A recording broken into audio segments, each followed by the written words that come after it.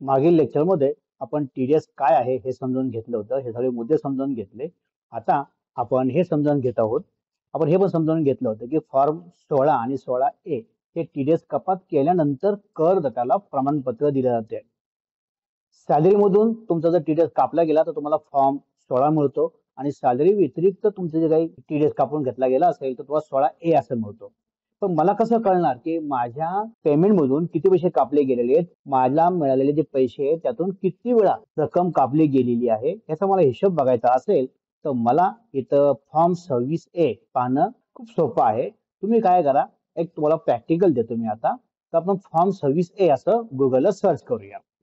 तिथं मी असं लिहितो 26AS लॉग इन असं सर्च करतो. 26AS लॉग इन केल्यानंतर इथं पहिलीच वेबसाईट आली बघा इन्कम टॅक्सची. मी त्यावरती गेलेलो आहे. इन्कम टॅक्सच्या वेबसाईटला लॉग इन करण्यासाठी तुम्हाला तुमचा पॅन कार्ड नंबर टाकणं गरजेचं आहे. इथं मी पॅन कार्ड टाकलेला आहे माझा. पॅन कार्ड टाकल्यानंतर कंटिन्यू बटनावरती क्लिक केलं मी.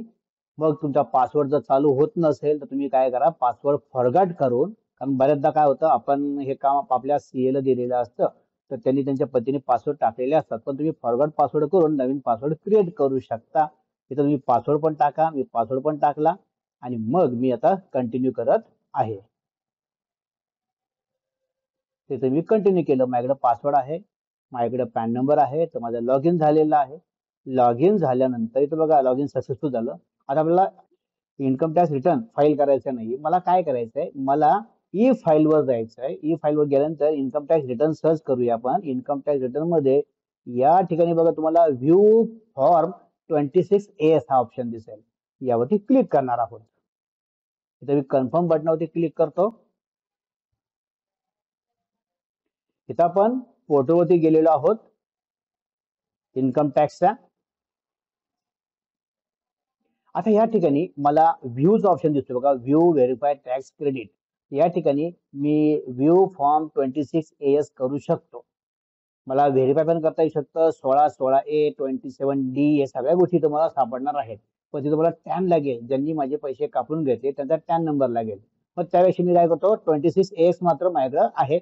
मी डायरेक्टली कोणाच्या मदतीशिवाय माझ्या लॉग इनला जाऊन चेक करू शकतो. समजा मी वर्ष निवडलं, इथं व्ह्यू ॲज HTML किंवा टेक्स्ट घ्या आणि व्ह्यू बटनावरती क्लिक करा.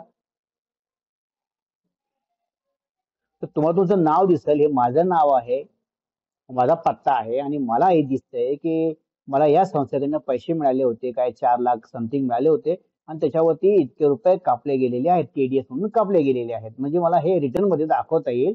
म्हणजे मला जर या वर्षी 10,000चा इन्कम टॅक्स भरावा लागणार असेल तर 10,000 मधून ही रक्कम मायनस होईल.